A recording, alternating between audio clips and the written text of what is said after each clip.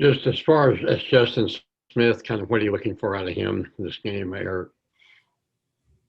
Yeah, I just think continue to gain minutes and regain his confidence. And obviously, the first game back from any type of surgery, you kind of expect a little bit of limited minutes and maybe a little rust. I kind of felt like it'd probably take 2 or 3 games, just like it does anybody, for the player to feel fully confident in the injury. He didn't jump center for us the other night. Just didn't feel comfortable doing that, and I think that's a sign that he's probably still not 100%. But certainly, he's working hard in practice every day, and maybe the biggest thing is just regaining your timing, and from a conditioning standpoint, because the injury was one that he couldn't use the treadmill. That's going to be the other area that he's going to continue to progress in day by day. And also just with Jalen Tate and the turnovers, plus having a point guard like Cooper, just to go against, what do you look at for him? Yeah, I mean, Jalen Tate did not have 6 turnovers last game. He had 4, which is still too many. But when a ball goes through a guy's hands, he got attributed to that turnover. But certainly from a point guard position, we've got to have Jalen Tate take care of the basketball. We've got to have JD Note take care of the basketball, and then Devo, those 3 guys as our point guards. And then the impact that Cooper's had. They could have beat Alabama, and then they've won 2 in a row. He's played 3 games, been absolutely incredible, 22 points a game. To get thrown into league play as a freshman, 10 free throws attempted a game. And, Auburn presents a lot of problems, shooting 29 threes a game. And then you think about the 5 players averaging double digits. So we've got to play, really good defense. And Cooper has got the ball in his hands so much. We talked to our team about it yesterday, that his, the amount of time he's got the ball in his hands and his usage is actually higher than James Harden when Harden played for the Rockets. And so that's, that it's a completely different team than we played a few weeks ago in Auburn. Thank you. Bob. Hey, Eric, how you doing? Yeah, I was wanting to follow up on Cooper. I mean, how different is Auburn with him, and how are they different? Well, I think one is, he does a great job of throwing advanced passes. He's got 29 assists in 3 games, and he's scoring 22 points a game. Not often you would see a player that scored the ball at such a high clip and has such a high assist numbers. He does a good job of throwing lob passes to Cambridge and to Cartwell. Really, really good in transition. Great, like I said, kick ahead pass player in transition. Really sees the floor. Seems like he doesn't have much trouble figuring out the defensive schemes that teams throw at him. He's a special player for sure, Bob. And I think you guys forced him at 18 turnovers. Watching the game, it was just real clear they didn't handle the ball real well, or they really lacked a point guard, which obviously they have now. How hard is it going to be to turn them over like you did the first game? Yeah, I mean, I don't think, it's now you're dealing with the guy I just kind of mentioned that, the usage rate and how often he has the ball in his hands. And, he's done a pretty good job of taking care of the ball. When you factor in how often he has it in his hands. So, we just got to try to keep him in front of us the best we can, and still have active hands like I thought we did with a lot of their guys last time we played. He's one of 16 on threes. Does that mean you lay off him a little bit, or do you think that's misleading stat? Yeah, I mean, I think he's going to start knocking down threes at a higher rate. Again, he's played 3 games, and I think that's too small a body of work when you consider that he was a good shooter, in his past, and so certainly keeping him out of the lane and not allowing him to dictate who gets shots is a tough task, but it's one that we've got to try to eliminate to the best of our ability. Yeah, I got a couple more. I'll turn it back to Mike if it comes back around. Curtis? Hey, Coach, what's your message been to the guys since Saturday? And then when you think about kind of getting things back on track, where do you feel like it needs to start? Wow. It's got to start at a lot of different spots. First of all, we didn't do anything Sunday at all. So yesterday is the only day, and then we'll get back down with them today. We got to get better offensively for sure. We've got to get better defensively for sure. You've got to play with a little bit of joy, and you got to play with confidence. So how do we, figure out guys enjoying playing and then also playing with confidence, because we have a few guys that just aren't playing with much confidence. So we've got to try to build that up, and we need a couple shots to fall. And then, like both sides of the ball, you can't let, if you're not defending at a high clip, you can't let that affect your offense, and then vice versa. Jacob? Eric, after the LSU game last week, you talked about how you told the guys that just because you played so well in the Georgia game doesn't mean you're going to play well in the LSU game, have to take it one game at a time. How do you kind of flip that message now? Just because the last 2 games haven't gone the way you wanted them to doesn't mean that, that has to continue. Yeah, I mean, I think that's part of being a basketball player. I mean, again, we play, 30 games. We don't play 10 games. And so you've got to have the ability to bounce back. You've got to have the ability to put bad games behind you, and you've got to have the ability to put good games behind you. And so, certainly I think that's, you've got to learn from the mistakes. You've got to learn from things that you haven't done well. And so that's what we've got to do. Hutch? Yeah, Coach, you talked about after the LSU game, y'all had the really tough practice the next day. How have you approached practice, I guess, yesterday, and how do you think it'll go today? What kind of approach will you take?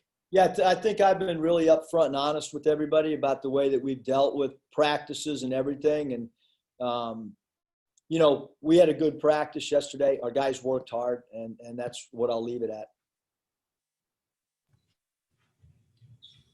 Scotty? Hey, Coach, you said on your radio show last night that I think the guys were, ready to hit the reset button. I'm curious, throughout your career, what have you found to be some of the most effective ways to regroup a team after a tough stretch? Yeah, I think just having the ability to put a bad game behind you, to have internal belief both in the group and in your individual play. I think that those are 2 things that you can control. So again, just from a confidence standpoint, you've got if you miss a shot, you've got to have the ability to the next shot that you take to have some confidence in that shot, and then defensively, you've got to have confidence in your lateral mobility to maybe take away the 3-point shot, and to have belief that there's a teammate waiting for you on the backside. And, in terms of a team identity, where do you think you guys are in terms of, developing one or forming one? Yeah, I think anytime you have a player miss games, your identity is going to change. Again, I'm not using that as an excuse at all, because everybody in the country goes through injuries. And from an identity standpoint, well, look, we've lost to three ranked teams. One team ranked in the top 10, and two teams that are playing as good as any two teams in the country. And so we've got to regroup. We've got to understand that there's still a lot of basketball to be played, and our identity when we bring back whatever we brought back, 20% of the scoring, or 18 or 15 or 4, I don't know what the percentage is, but you're going to go through some ebbs and flows in trying to figure out your identity, especially in a COVID year. Again, you look at Alabama, and Herb Jones is a returner, Petty is a returner. Those two guys, kind of their bread and butter, and same thing with LSU having 4 returning players. They pretty much knew what their identity was even prior to the season starting. Trey Schapp. Coach, what do you see in Alan Flanagan's game, if maybe something more than what you saw firsthand the first time you played them?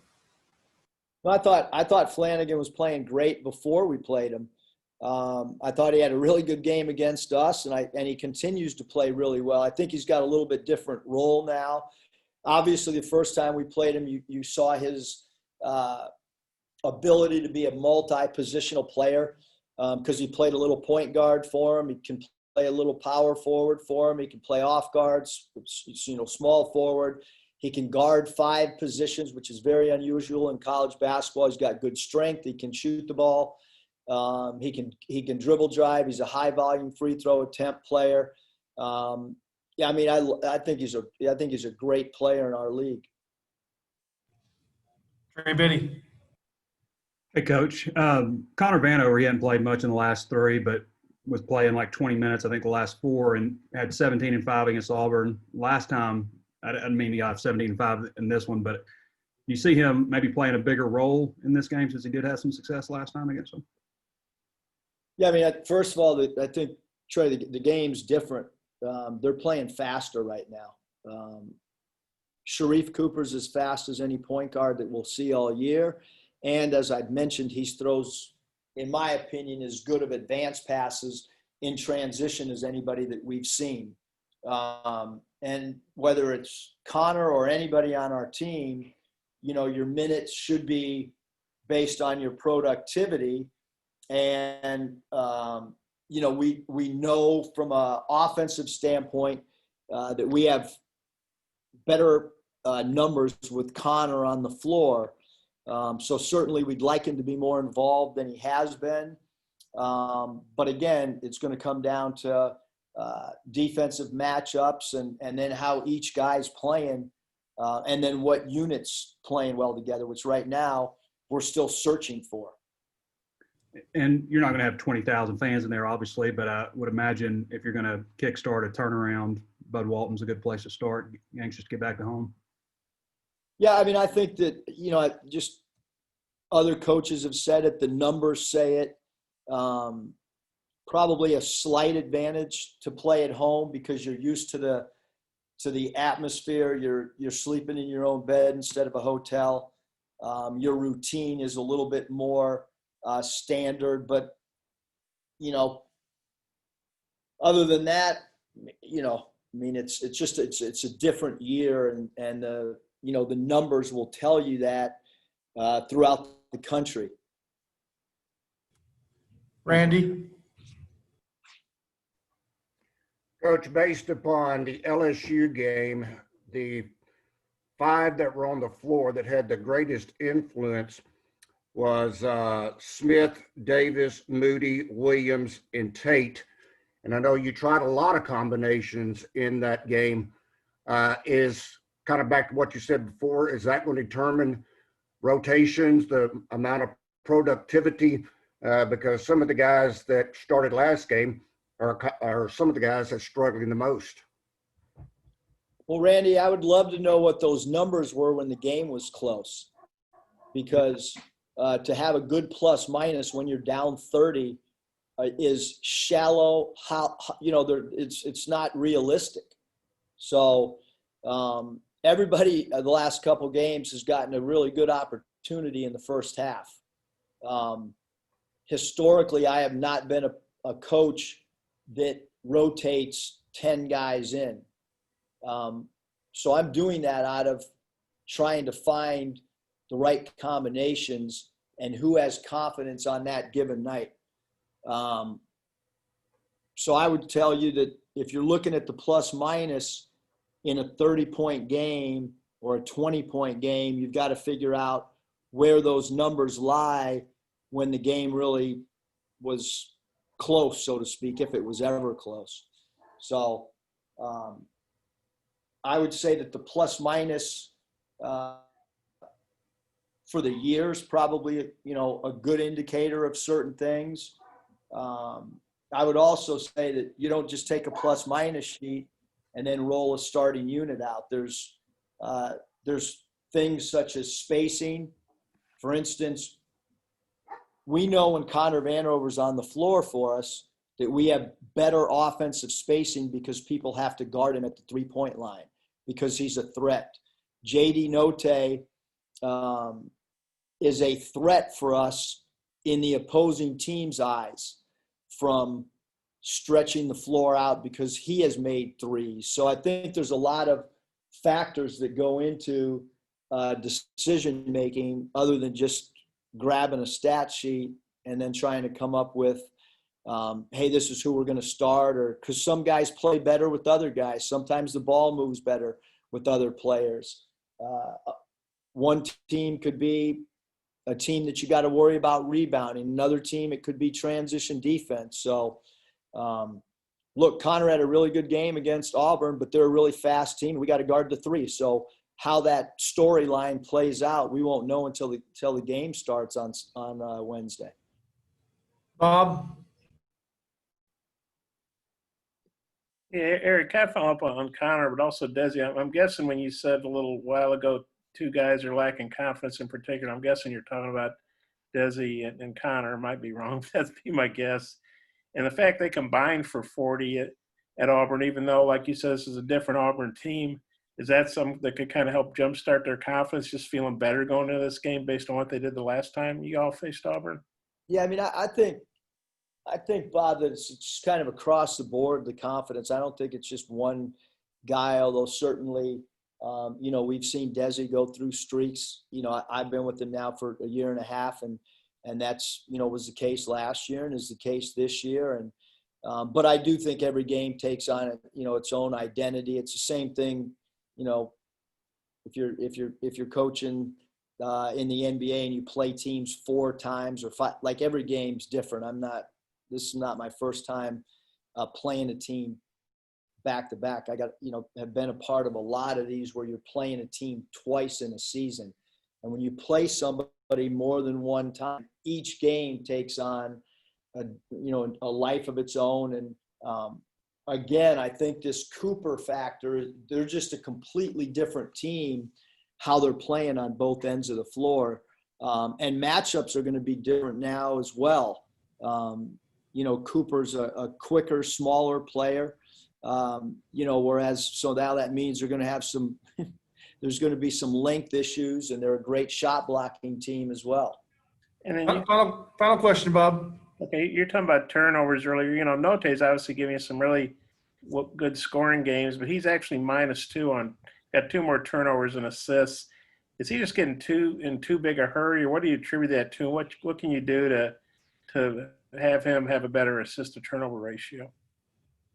Yeah, I think there's a couple things, Bob. One, you've got to communicate with him, show him the film, let him see the angles. He's not going to be a traditional pass first point guard. He's a scoring guard. He's just got to let the game come to him a little bit. And, but he is a guy that his teammates recognize his ability to get a shot when the defense breaks down. And right now we're having trouble when an offensive set breaks down, who can go, beat his man and create off the bounce. And he's a guy that can do that for us. And so, we need him to continue to learn, continue to evolve. He sat out last year. And yeah, he's got to make better decisions and lower his turnovers for sure. Thanks, Coach. I appreciate your time. Thanks, Eric.